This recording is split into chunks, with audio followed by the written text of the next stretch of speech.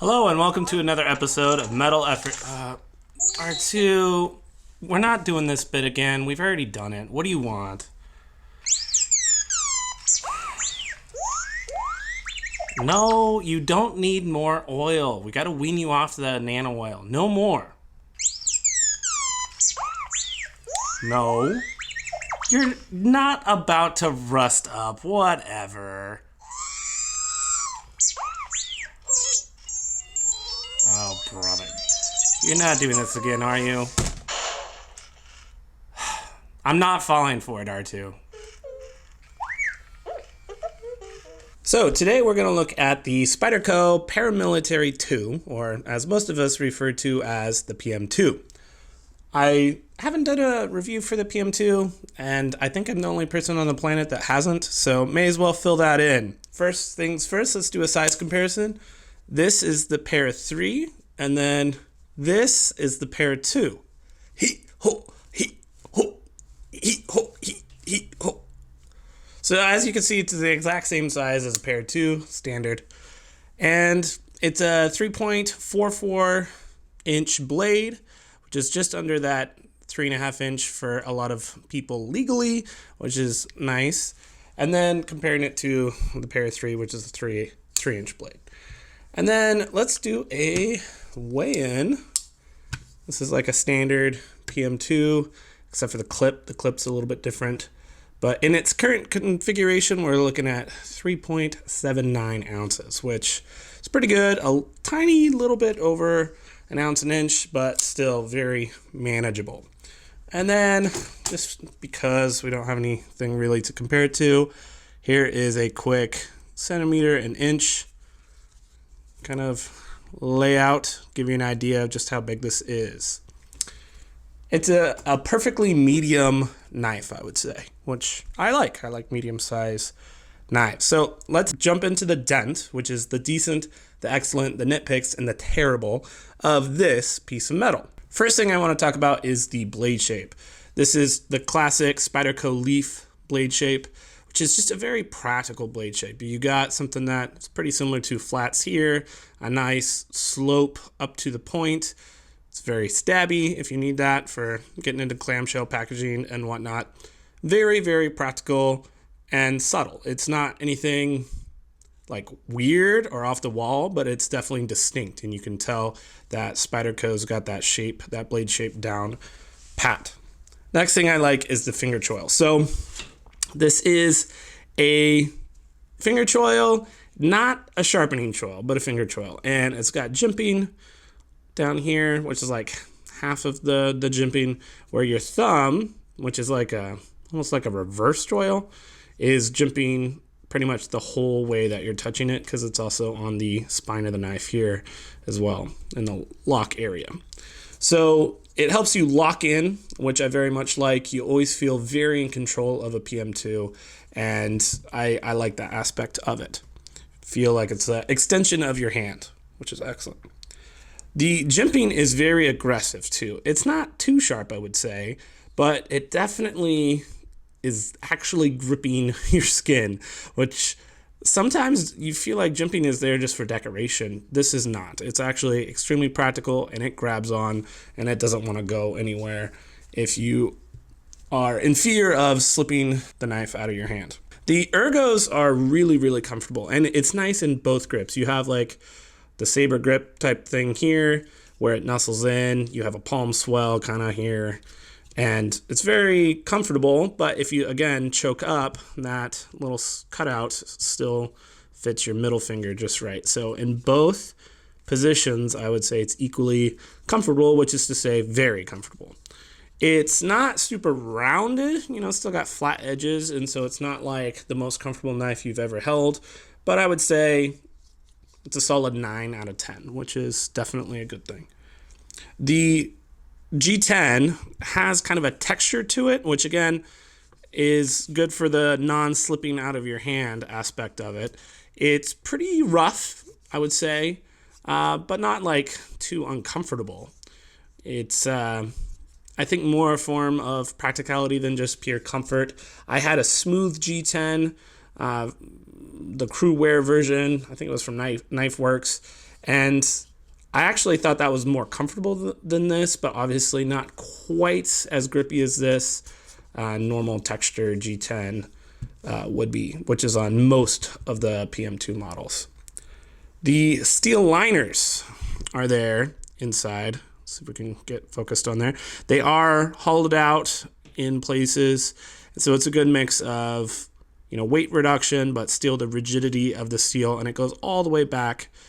Unlike the military, which is the larger knife, it doesn't go all the way back to the lanyard hole. It kind of stops about 3/4 of the way through the knife. This is really good. It makes the knife extremely sturdy without sacrificing the weight too much. I think it's a good balance. They did a good job on figuring that out. Then not too heavy is probably my last decent thing. Next, we'll move into the excellent. And I've got two excellent things I want to talk about. First is the Spyder Flick. Now, there is a hole on pretty much every Spyderco knife. That's kind of their branding. That's their signature thing. But sometimes it's just there for show, like say the Hanan or something like that, where it's just like a little tiny hole just to say that there's a hole. This is not that. It is very much a practical aperture here, and they have a patent on a perfect circle as far as I'm aware. So they're kind of dominating the market in that regard, and it's a really good way to open a knife. I mean, this is my favorite way to open a knife. If there's any knife with a opening aperture like this, that Spyder Flick is just the way to do it. It's fast, it's authoritative, and it's reliable. It does take a little getting used to, so if you're brand new to a Spyderco knife that has an actual opening hole and not just one for show, like the Para3 or the PM2, it does take a little bit of getting practice, and then once you get that muscle memory down, you really don't have to think about it anymore, and you'll be pretty reliable at it. And this particular one, the one that I'm using right now, has a perfect detent, and so it's that thwack, and it just always works. It doesn't come out halfway ever, pretty much. So that's a huge plus on this knife, is just the fun and joy and reliability and practicality of opening the knife. And there's other ways to open the knife. You can grab that hole and shank it out this way, or there's different things that people do, but the usual is the Spyder Flick, but you can even do like a slow, methodical, like Sebenza open if you want to with that hole. It's really cool how such a simple, obvious thing is so versatile and practical. Next excellent aspect of the knife is the compression lock. So this, sounds a lot more fancy than it is. Not to say it's not good, but just it's not super complicated. It's basically a liner lock, but instead of the liner lock being down here on the inside of the knife, it's on the back of the knife. And just flipping those upside down actually does a lot for what this ends up doing in the action in closing the knife. So you have it open, you just pinch that little liner lock, and the blade is basically free to drop shut. So this is a washer knife, but the action, if it has a good detent, is strong, fast, and smooth on the open, and drop shut. I mean, we're talking guillotine status, like Grimsmo status on the close when you release that tension from the lock bar. Now, you can't do this on a liner lock where you hold the liner lock all the way over, because then the knife is going to chop your fingers off. So by having your fingers out of the cutting path, you can hold that pressure. So in the meantime, your knife is just dangling carefree in the wind, which is awesome. So this is safer, it gives it better action, and it's something that you can get to even if you have like gloves on or sausage fingers. It's really easy to just kind of jam your finger in there and release the lock bar. So that innovation is really top notch, something simple, not something that's going to break easy or that you have to maintain in a weird way. It just works, and it's really effective. Now, I do have nitpicks. Now, I guess when you count them up, I have a lot of nitpicks, but it's not anything that's that big of a deal. I think a lot of the nitpicks that I have are just a preference type of thing or opinion, just kind of subjective. So first is a little bit more practical, is the sense that I've already mentioned there's no sharpening choil. And so when you sharpen the knife, it's gonna get a little bit awkward because you have just that brick wall right there. And as you go, try to sharpen the knife, you want to get all the way back to that little grind. But if you don't, then you're going to get like a little heel that kicks up right here as you sharpen the knife, and you can't get all the way back to the end. In the long term of sharpening a knife, it's a little awkward. And obviously I get it. If you put a sharpening choil in there and you have a finger choil, you've got like a pretty medium-sized blade, but by the time you're done with it, you're going to have like a Para-3 blade at the end. So it would just be like dominating of like handle and grip and choil and another choil. So I get why they don't do it, but it is kind of a bummer, for somebody that does like to sharpen their stuff themselves, that you don't have a sharpening choil to kind of help you out and make that a little bit easier. Next thing is the handle to blade ratio. So when you close the knife, you can see there's a good chunk of it that doesn't have any blade in it. And it's mostly to accommodate this giant lanyard hole.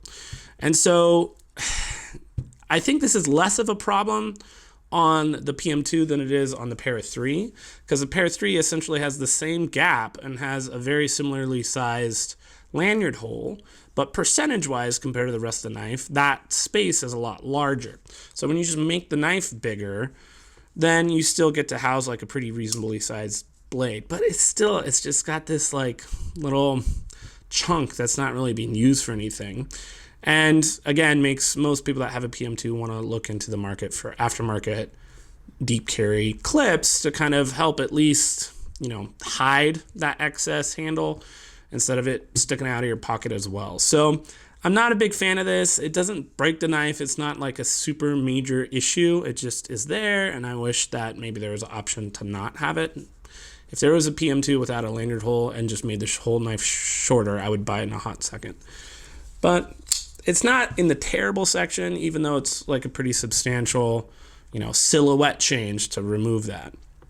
Next is the knife is a little wide in your pocket. You've got this really giant, spider hole that is awesome and helps open the knife, but it is kind of a humpback whale here. It's just a giant, huge, wide knife in your pocket.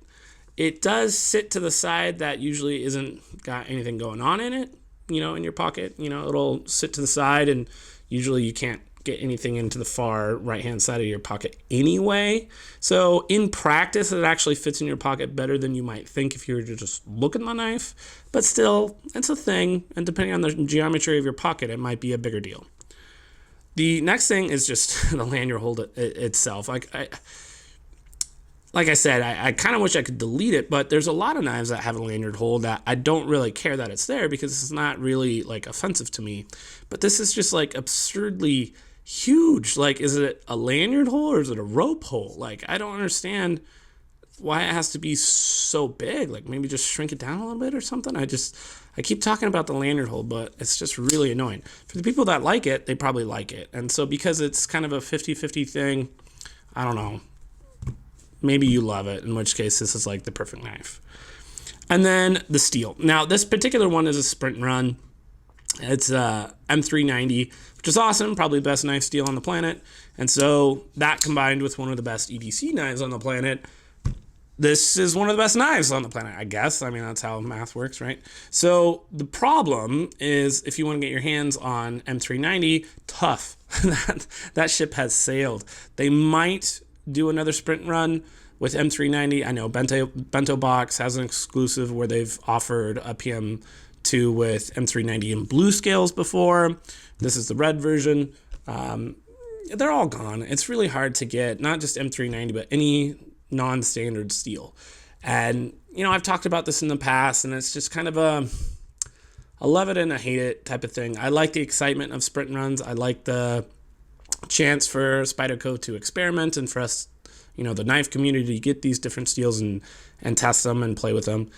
It's so hard to get these suckers, man. It really is. And so it's kind of frustrating. Or you get them off the secondary market at a really high cost, and you have to be patient and wait for one of those to come up. So, if you're okay with standard S30V Obviously, all the PM2s come in that. There's also a Blurple one that comes in S110V, which you can easily get your hands on. So those two steels, it's not an issue. Any of the other special steels, M4, 4V, they have HAP 40 and 20CV and S35 VN. Well, there's been everything, but it's just trying to get your hands on one that's an issue. So last nitpick here is the inconsistent nature of what kind of detent are you going to get and what kind of centering are you going to get. This is like a perfect example of a PM2. The centering is perfect. The detent is perfect. And I couldn't be happier with this specific knife. This is great. Unfortunately, not every single PM2 is going to have this detent or this centering. So are you the kind of person that's willing to get in there and like fiddle with it and try to get the centering right if it's fixable? Some knives you can just adjust it and tighten it just right and you can get the centering down. Sometimes it's just not doable. You just can't do it. Same with detent. Like I had a PM2 in crew wear that had a wet noodle detent. I mean, if this is 100% perfect detent, it was like, I don't know, 50% or so. It was just passable. And I could like bend the bar, the lock bar, to like give it more pressure, and it like helped it out a little bit. But I don't like doing that, and I don't like that I had to do that. And so if you can get a PM2 and you can get your hands on it before you actually buy it, and you can make sure it's centered, make sure it's got the good detent, then you can get yourself one of the best knives on the market. And that's really my conclusion, because there's nothing terrible about this knife. There's a couple nitpicks that I have personally, but I'm going to keep this knife probably forever. I love it, and there's a reason that it's considered as one of the best EDC knives ever made. It's got its own personality, and even though there's some problems and things I would fix, and I wish they could redesign it and come out with a PM3, not the Para 3, but a PM3, which is just this size but newer, that would be really compelling to me if they kind of fix some of these problems. But even then, this is awesome. It's fantastic. I definitely like it better than the Benchbane 940, which is the other kind of big heavy hitter as far as like what is the best EDC knife out there for your money. And so I think this is gonna be wearing the crown for now, at least in my opinion. But this is just my opinion. So that's my review. Now everybody on the planet has reviewed the PM2, and we can get on with our lives and start reviewing new and interesting things that people are working hard on. That's it, everybody. Have a good one, and I hope you have a good day.